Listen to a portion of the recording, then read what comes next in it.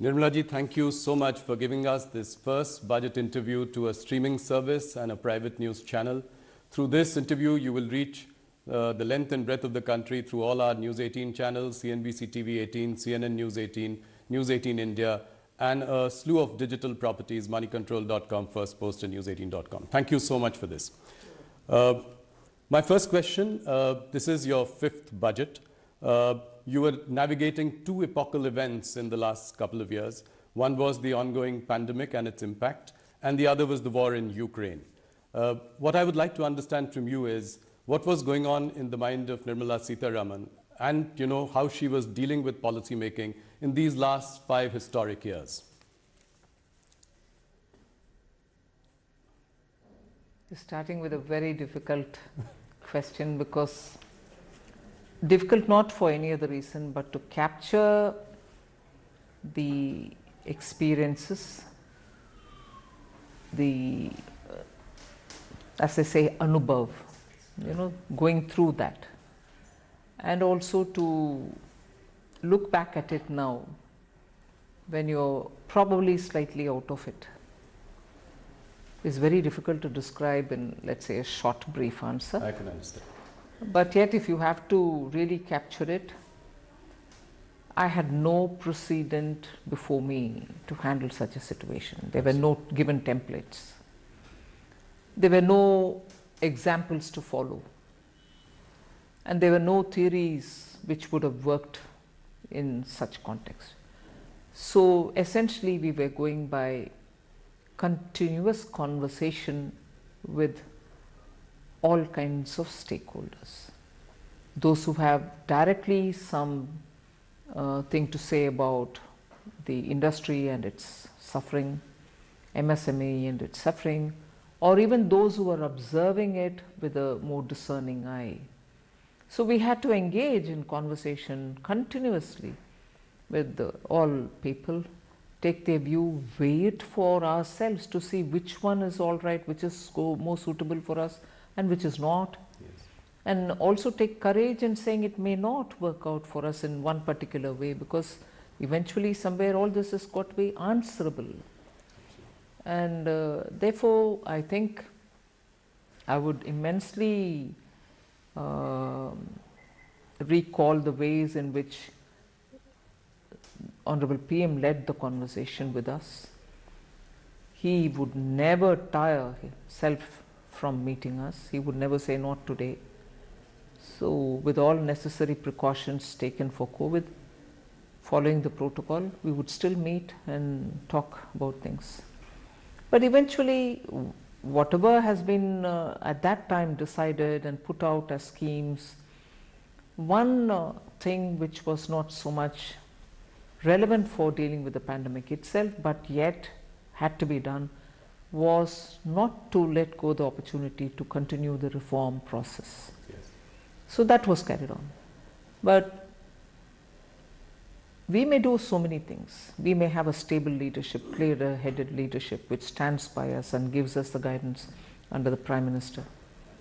And we may come up with the proposals and also launch some specific schemes at that time to benefit, to give relief, and so on. Eventually, it is the way in which the people of India have absorbed it all. Absorbed it and found best ways to go around it with this kind of a succor which is coming from the government, or some hand-holding which is coming from the government. May not be adequate, but so the credit goes to the people of India for having so been in clued position with the government's every decision making, and kept pace with it all. And that is why today we are where we are. Entirely the way in which people of India have absorbed whatever has been done from the government side and put it to effect in the ground. No, you make a very important point. I think you never gave up on reforms in the last so many years. Despite, come what may, pandemic, war in Ukraine, and that I must concede. I clearly remember that many experts and economists at that time panned the government, panned India, that we were not doing enough for stimulus in the COVID period. And I remember they cited examples of Western economies, European economies, saying that, we should at least give 10 to 20% of GDP. That's the bare minimum we should do. Now, in hindsight, do you think that it was good to ignore that advice and, be tight-fisted, and that is showing up today? Yes, that is why in answering earlier your question, we had to do our homework for every such input which came in at that time. Why? We could have always said, no, this is what appeals to us, and we would have gone ahead. No, but we had to consider every such advice which came in, and also go through the depths of what it would mean, how will it be executed, whether it can really bear the results, and so on. Only because whether we choose one way or not, we should know why we have not chosen a particular way and be able to justify saying our understanding was this, and that's why we didn't take it. Today I have the advantage of looking back at it and say, good that I didn't take it, because the results would have been very different. But the fact remains that we went through every one of the suggestions with equal open-mindedness and rigor. So, Nirmala ji, if I look at this budget, coming to this budget, the central theme, and you've elaborated, you've articulated it in your speech subsequently as well, but I would still like to ask this question, that there is a big push to capital expenditure on one hand. On the other, you've also given a lot of money into the hands of the middle class and the rich, so that there is a consumption boom. All this while keeping the fiscal discipline in place, as you had promised, 5.9%. So that's giving some comfort to everyone. What I want to understand is, what are the few outcomes, big outcomes, that you're looking at from this budget? If well executed, if the states and the center work together, I expect tourism to really see a sea change, flow of people coming in both from one other states and also from abroad. It should actually be a good way of keeping the economy active. If that is going to be this year and also medium term, I also see the momentum that PM Vikas scheme is going to come up with. Because what it does, at least from the way in which I have done this work on understanding that scheme and to see how best it can be tailored, it touches that segment which is sort of self-employed, which has skills, which may be traditional skills, but which are very productively used, and that itself has a huge market, niche market of its own. If by launching PM Vikas, we will be able to touch upon a large section, not confined to any particular few castes which go by the description Vishwakarma, but we are including everybody who uses his hand with some tools, produces things. That's a huge layer which doesn't get covered under A scheme or B scheme or C scheme. Now we are touching them. We are actually giving that material difference of receiving better attention, better raw material, better marketing, better professionalized way of aggregation and so on, with better fair rated credit from bank and so on. I think that layer, which has remained unseen, untouched till now, but very recognized because of the quality of products that they produce, will now make a big difference to us. Equally, the push on green is not going to be any less. In every sector, there's been provisions made in the budget for them to do the transition from depending on fossil fuel to a renewable energy source based fuel. And that will touch every walk of life, not just farmers, not just women in household, both from the point of view of user and also producer. You will generate enough power for yourself and be able to also sell it. And the final but most important, I would think, is the way we are going to shake up and also give life to the self-help women's groups which exists in the rural parts of the country. Some states have extraordinarily done well on SHGs in the last few decades. It's not as if they have been formed only today. A couple of decades they've been on the ground. 81 lakh of them, groups, exist. and it is they who we are now trying to aggregate, bring them together like clusters, see what they want to do in terms of production or services. For instance, I just bring in a very private sector example. Lijjat, the papad, after all was a women's somewhat self-help group. Look at the kind of product, the quality, the branding, the perception about what is Lijjat can always be superior in quality.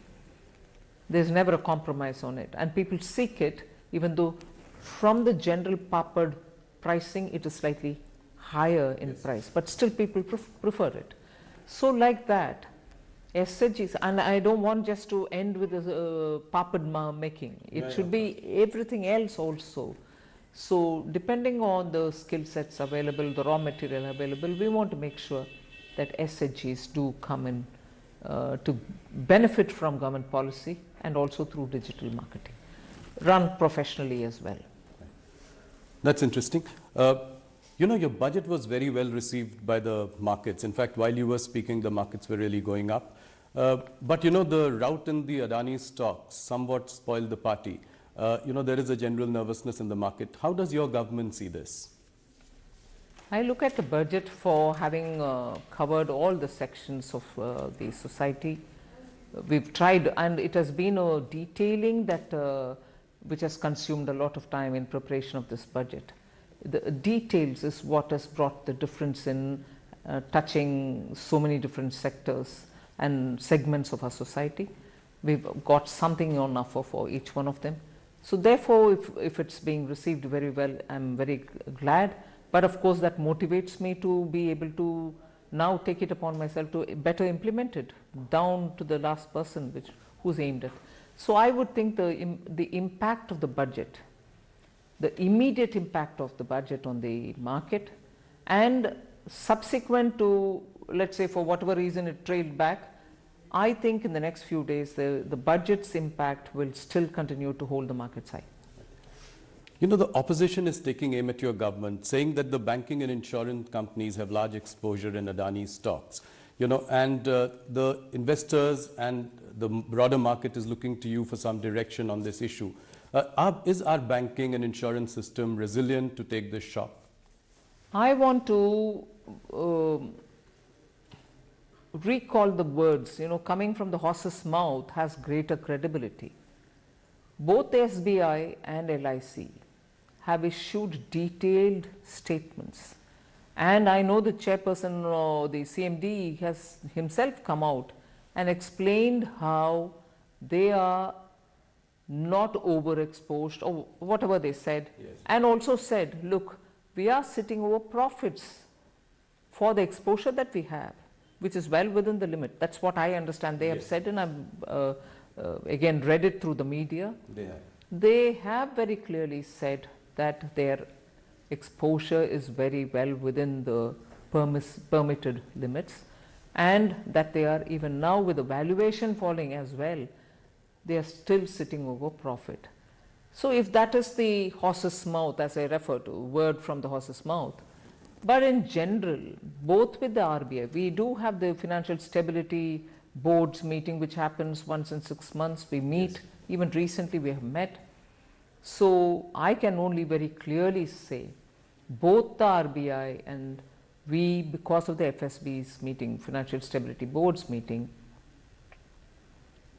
know that the Indian banking system, if anything, at this stage, for me to use this word, I want to use it with a sense of responsibility, like having gone through the twin balance sheet problem. Indian banking sector today is at a comfortable level, with their NPAs coming down to absolutely low levels, recovery is happening, and their position is very sound, which gets reflected in the fact that when they go to raise monies in the market, they are absolutely comfortably raising monies as well. So the entire macroeconomic analysis which any expert would do also highlights the fact that how comfortable the Indian banks are placed in. That cannot be that if they are at risk. Some of the global investors as well, as a knee-jerk reaction, seem to have pulled out some money in the last couple of days. Some have put, fresh investments on hold. What would your message be to the global investors? India remains as before an absolutely well-governed, stable government and also very well, regulated financial market. And as a result, I think the investor confidence which existed before shall continue even now.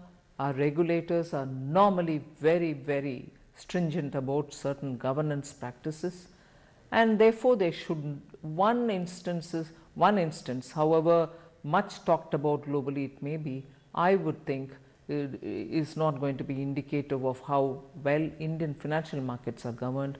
So many lessons have been learned over the decades, and therefore I think our regulators have kept our market well in prime and prim condition. Thank you. That's very reassuring coming from the Finance Minister. Let me move on to the next question around the budget, and this is to do with the economy. Is the current recovery due to pent-up demand, or do you think that this will be sustained? I think it will be sustained because the pent-up demand argument was very right nearly 4-5 quarters ago, when post the Omicron we were coming back. People thought 2022 festival season was driven by revenge shopping, yes, pent-up demand and so on.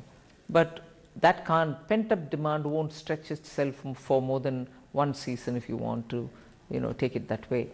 2022 festival season was in its normal course and there was no exaggeration in the markets or even in consumption.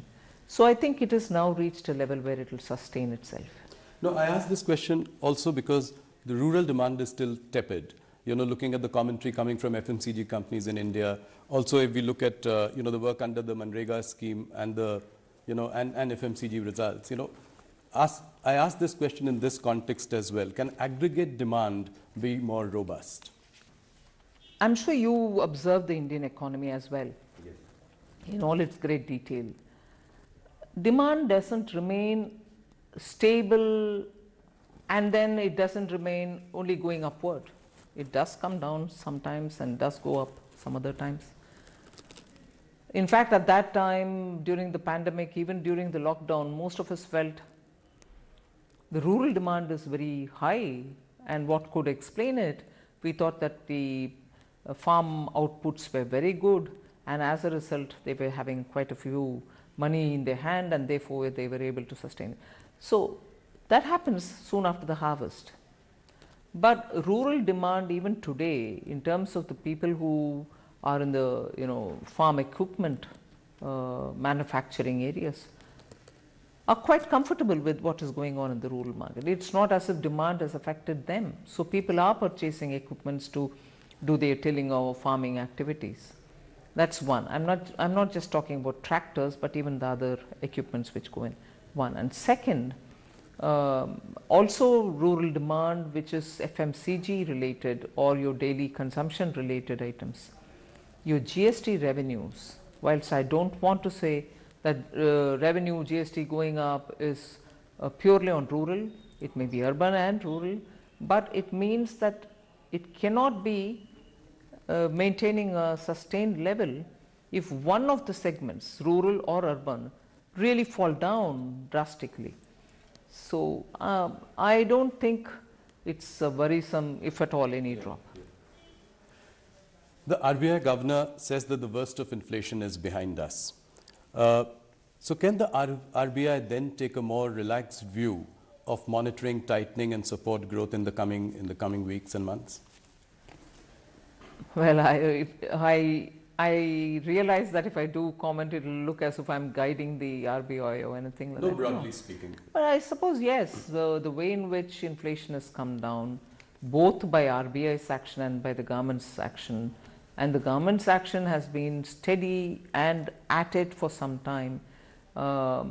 So I expect, since the fall in the inflation doesn't seem to be just a momentary or a 1 month affair, it should sustain itself in the process of coming down, and therefore they should, and you're right, therefore there shouldn't be that much pressure on the central bank to keep the pace of increasing the rates. So, but the MPC will take a call. Of course. Any concern that you feel is there because of the twin deficit problems? It's not as severe as before. Yes. Yes, when exports come down, you're going to have the current account deficit. But it's also now suddenly going up as well as it was before, a couple of months ago, one. And second is also the import. Imports also keep slightly going up sometimes, but it's also coming down. If these two factors are primarily the ones which we have to concern ourselves with, monthly fluctuations I say. Yes. Fluctuation should not worry us, but if every month there is a steady decline and there doesn't seem to be a sign of increase or coming upward, uptick as you would say, if there is no chance of an uptick predicted in the next few months, then I think I should worry. But monthly looking at coming down and going up need not worry us so seriously. Okay. So next year the centre and states will spend rupees 13.7 lakh crore as capital expenditure. By any account, it's a phenomenal number. Capacity utilization in the manufacturing sector is at about 72%. My question is, when do you think that the private sector will enter this virtuous cycle of capital spending? They are in it already, I would think. There has been a minor uptick. But I've been explaining this. I'm not sure if industry is explaining it as much, but I read it. So I keep read it in the sense my inferences based on the kind of discussions which happen. India's industry, the old India industry as well as the new, which is the IT related industry, software and so on, both old India industry and this are transitioning also with the energy related matters, are transitioning also in the way in which their shop floors are operated. So the investment that they make is not to create one more unit of what they already have. The investment that they have to make, and therefore the conscious decision that they have to take, will now also look at not just expanding existing capacity the way it is, but also looking at bringing high technology, Web3, robotics, 3D printing and so on. So that together with moving towards more renewable energy use, making a green product of what they are making. For instance, steel industry is facing huge barriers in Europe. Now, their business of having to invest and expand now would be not to just produce more steel, but to produce green steel. So the investment there has three new dimensions which have never been into consideration earlier. Invest and produce green, produce also with the efficiencies of technology. So all this when comes into play, when your decision making is being done, does take time and more resources. So I would want to give that advantage for India's private sector, that yes, their process is going to be somewhat more complicated in terms of taking the decision, but I think the atmosphere is conducive for that on all grounds, technology, green and so on. I'm kind of curious that while you've given a boost to capital expenditure and increased outlay to PM Vikas Yojana, you've also cut the MANREGA budget by almost 33% or 30,000 crore. Why have you done that? Actually, the answer lies in your own question. Okay. PM Vikas Yojana is also to be done by workers in the area, rural area, who normally would have gone for, let us say, in the absence of this, would have gone for Mahatma Gandhi Rural Employment Guarantee Scheme. Right. That's one answer, because even this has got to be done by people in the rural areas who are looking for jobs, just as Jal Jeevan Mission also goes through rural works. So they have these opportunities as well, which are coming not in a small incremental change, 6% increase.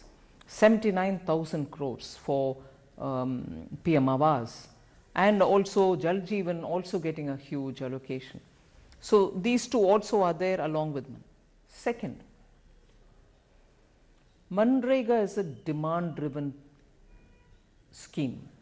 The more people come saying we want the job, we give them the work. So what is stated at the budget time estimate tends to keep adding to its resources or demands based on what comes from states. I need more. Then we add more to it and go to the parliament with a supplementary demand. So if you see the last 3 to 4 years, inclusive of the COVID year, naturally, yes, the BE number and the RE numbers are so different in that the RE is much higher. And if you now go back to the last 2 years where the actual numbers are available, BE, RE and the actuals, you will see the actuals are lots more than the BE, and in some cases exactly as much as the RE, which is enhanced, or even better than the RE in increased amount when you realize it in the actuals. So you end up spending a lot more even as you're going on. So I'm a bit now worried that this is becoming a staid question. MANREGA, you cut it. Just see the pattern for the last 3 years. It starts with a number at the BE, keeps going on because it's demand driven, and when the supplementary demand stage comes, it's actually a lot more. Yes.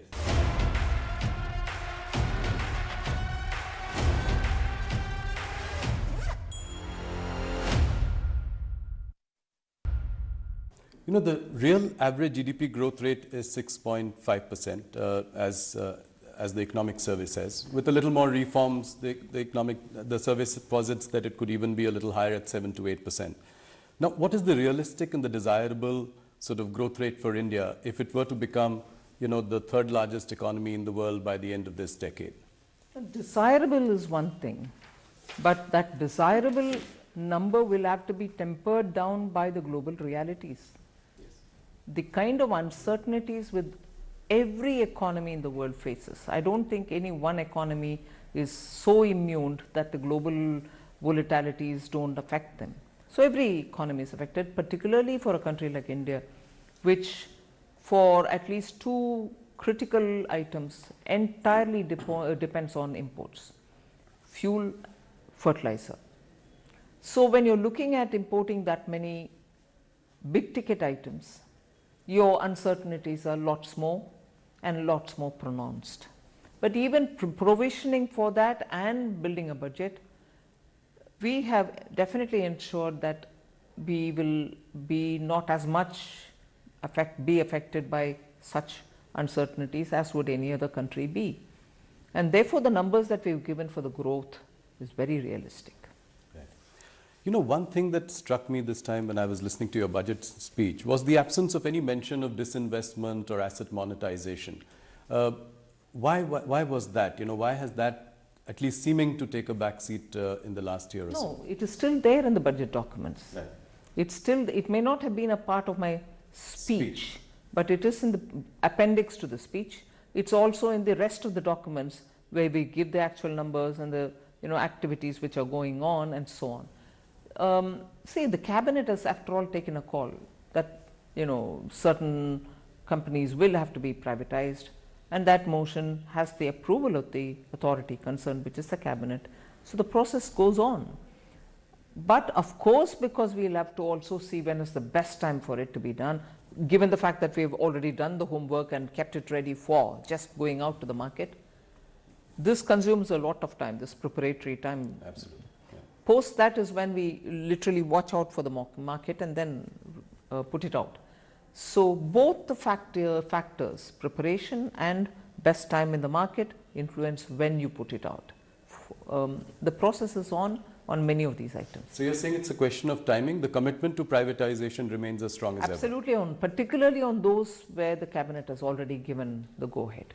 So last year you'd spoken about the privatization of 2 PSU banks. What happened to that? Have you identified the banks? Is the process on? This is what is happening. The process is on. The amendments will have to happen in the Act. Right. and then also look at the market, and then it'll have to go through. So it is very much on. Of course it's on, because the cabinet has given the approval. Right. So Nirmala ji, the export sector is suffering because of slowdown in major markets. What are the options to mitigate the impact of weak international economies for us today? See, it has two-sided problem.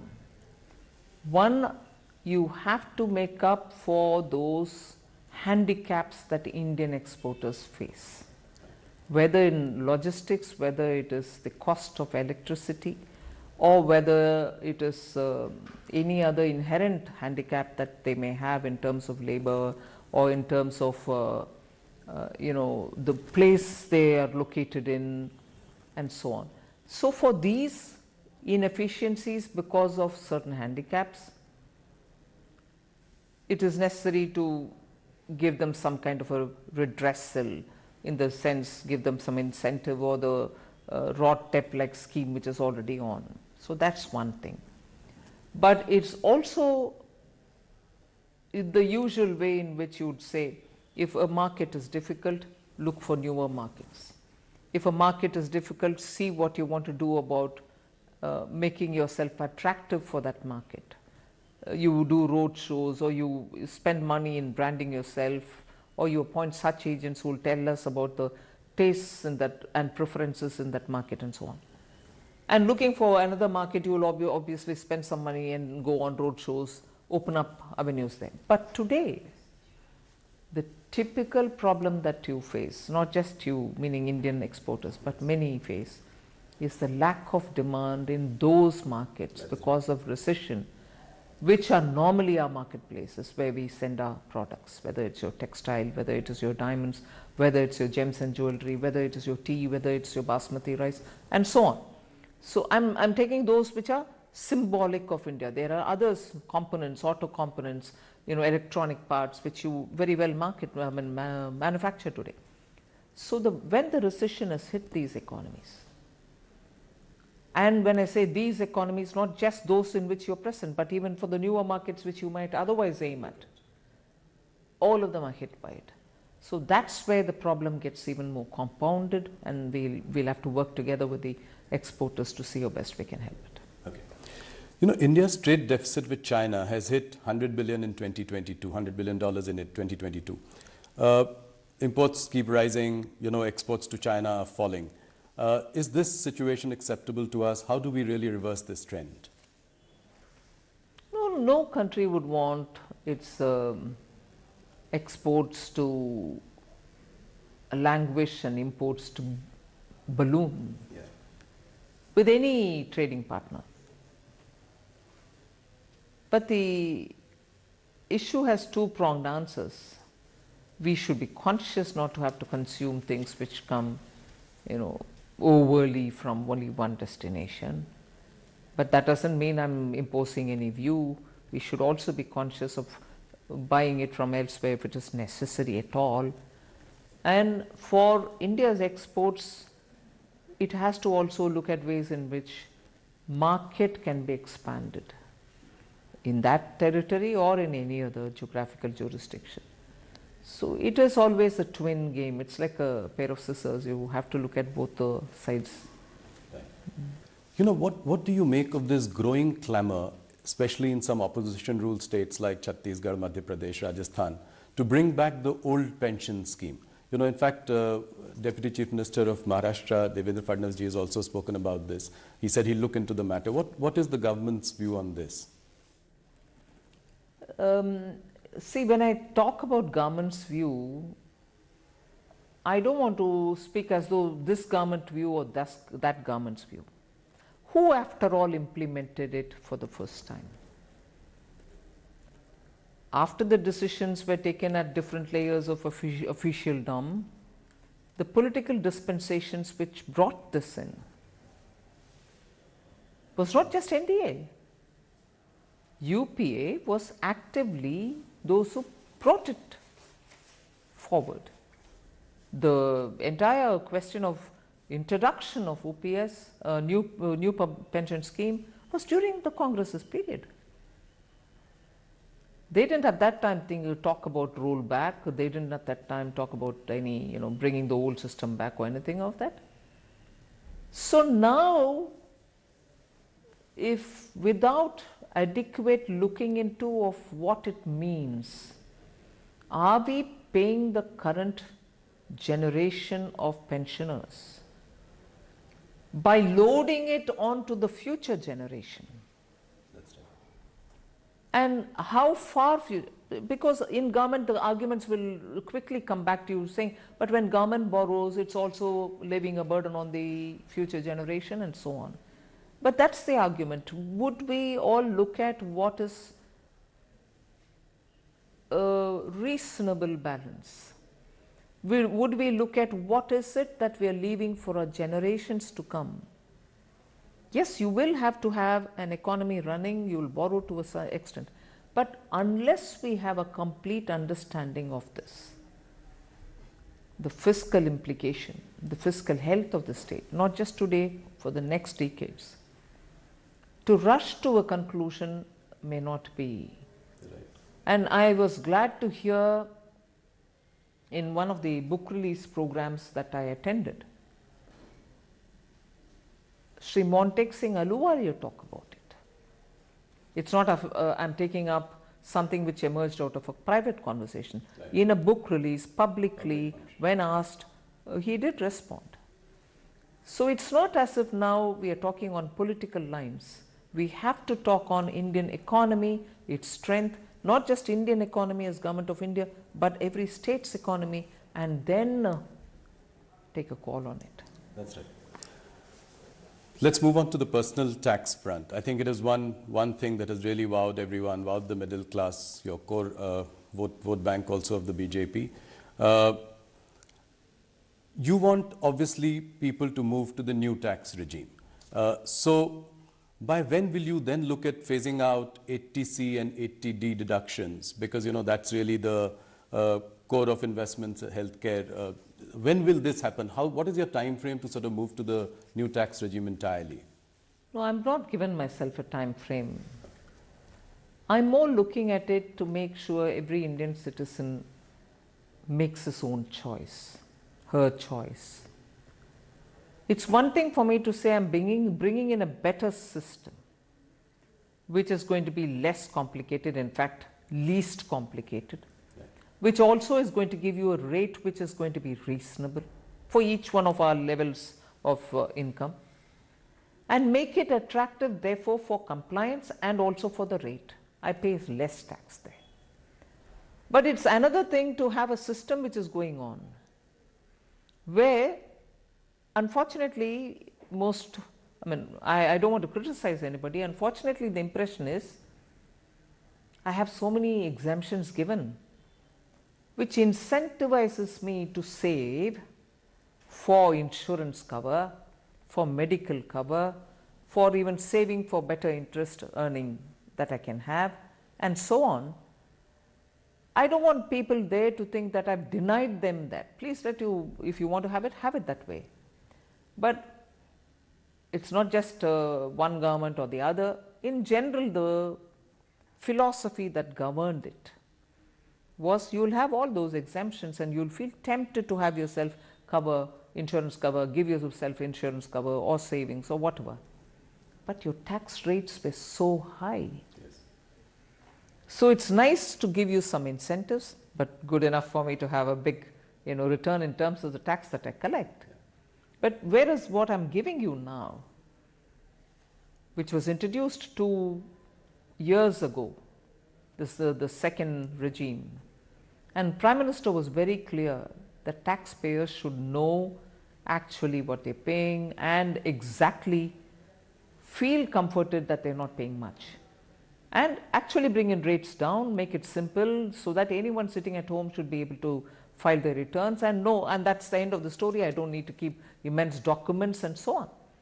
So we brought that in, and steadily we are making it attractive, but not forcing anybody to get out of the exemption regime. But the fact remains there that the rates have been very high, and you still got some discounts so that you can go with your... So how many people do you think will migrate? Any sense that the government has? I'm more talking about the layers which are covered Yes. by these, beneficial tax rates.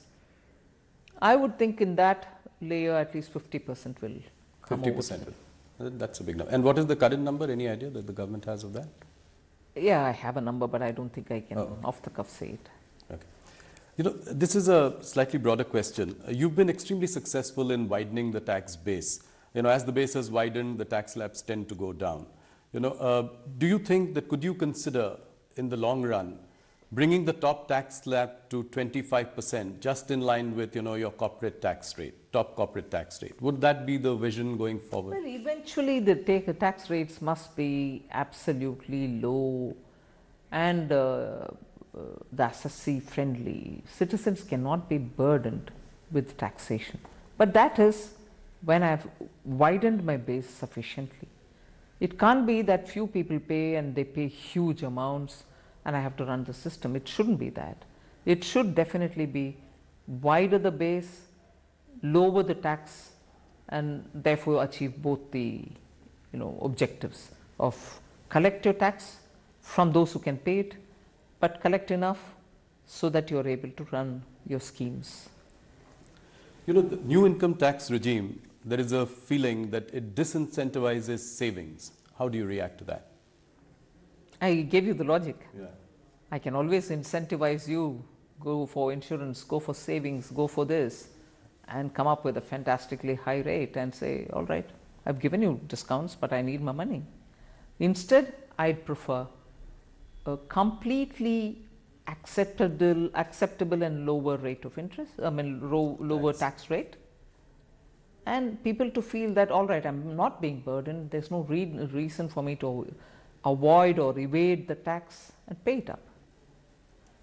And you have the choice of deciding your own saving instrument, right? You're not. I was going to say, I'm on the side, or I belong to that school of thought which says, if the taxpayer is left with more money in his hand because we collect less tax, I would think that he's the best judge to decide where he has to put his money, and he doesn't need an incentive to run his family or to protect them from ill health or to not bother about his future, save for future and so on.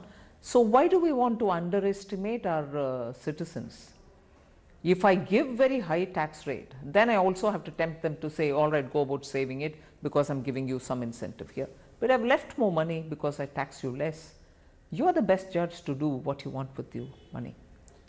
Some of the experts feel that it was a rather bold move for you to reduce the rich tax from 42.7% to 39% in what is an election year. But is it that you've given some and taken away from the other hand as well, and so it's a zero-sum game in a sense? Where have I taken away? The real estate, earlier you could move money to real estate, now the cap is 10 crore, beyond 10 crore there is no. There are a couple of That's not taking away. It is like saying, beyond 10 crore of a house that you have, why do you want to also expect favors for a second or the third or the fourth? Correct. And there have been instances, I might say, without revealing any names or any kind of people who have bought house, sold house, made immense profits out of it, but who still enjoy these sort of 10 crore house, I should still get my benefits from the government.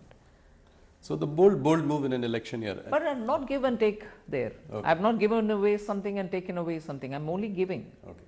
I've not taken away anything. So that's as I said, a bold move in an election year, because people don't expect you to do it. No, but if you're referring to the surcharge, which I brought down and which therefore is going to give benefit to some of the upper middle class and high net worth individuals. That's right. It's also because the Indian tax system should be seen for not being so harsh. With your 30% surcharge, you were reaching a total tax of 42 point something, 75 or something. 42.7%, yeah. 42% of tax taken away. Even a person who's that, talented enough, skilled enough, and is paid very well for his contribution to the firm and has a good earning. Yes. Take away nearly 42.7. Doesn't make our system look fair. Right. And therefore we brought it. MNCs are looking at a China plus one strategy. So you've also spoken about it in your budget speech. We've seen that the manufacturing and export of mobile phones from India has really gone up. Which are the other sectors in manufacturing that could benefit out of this China plus one? Well, the PLI that we've given out with Yes. 13 sectors is definitely a China plus one list, which is sunrise sectors, which are important sectors for India to have its own strength. That's exactly the China plus one kind of a. Okay. There is a funding winter in the startup ecosystem. In fact, some of the startups that were doing really well have come off their valuation highs. What is the government specifically planning to do about this? This government has done a lot for the startup community in the last few years. So what next? What would you do? But I think the funding is also waiting to see more innovative startups claim for the next stage.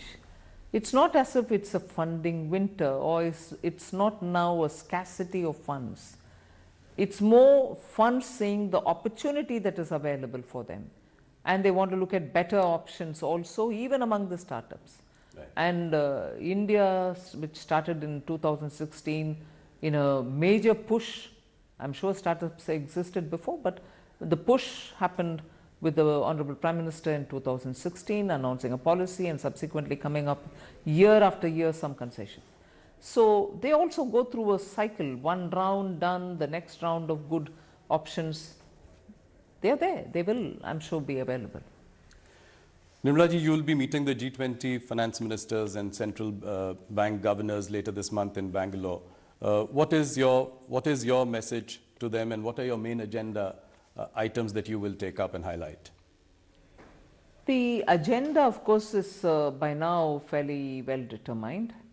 We will be talking about the debt situation globally, because many countries which were even middle income countries have suddenly got into debt traps, and those traps are really vicious traps. They are not able to come out of it.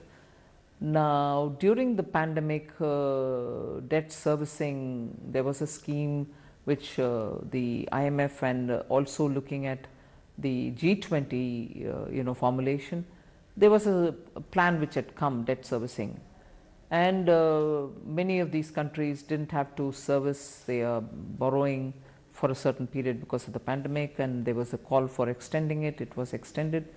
But we are also making sure that enough monies are available with these institutions, multilateral institutions, so that they are able to better respond to situation, have better leverage over the funds that they already have with them. So these are matters of discussion: debt servicing, also debt financing, multilateral finance institutions and their reforms, about which Honorable PM has spoken several times: UN reform, IMF reform, WTO reform, World Bank reform, and so on. So we'll be discussing many of these.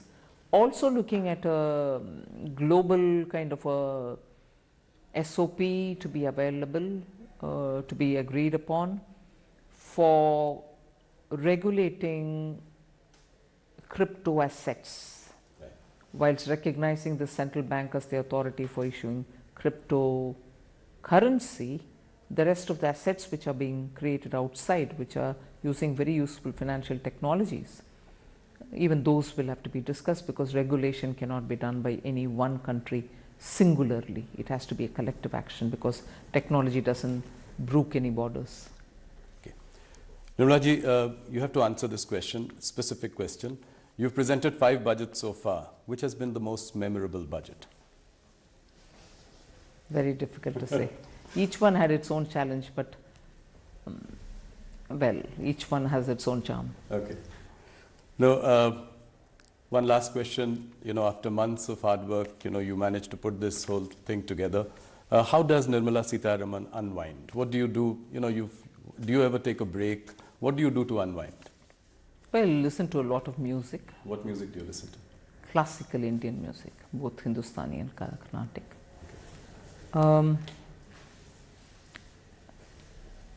I sleep well every day.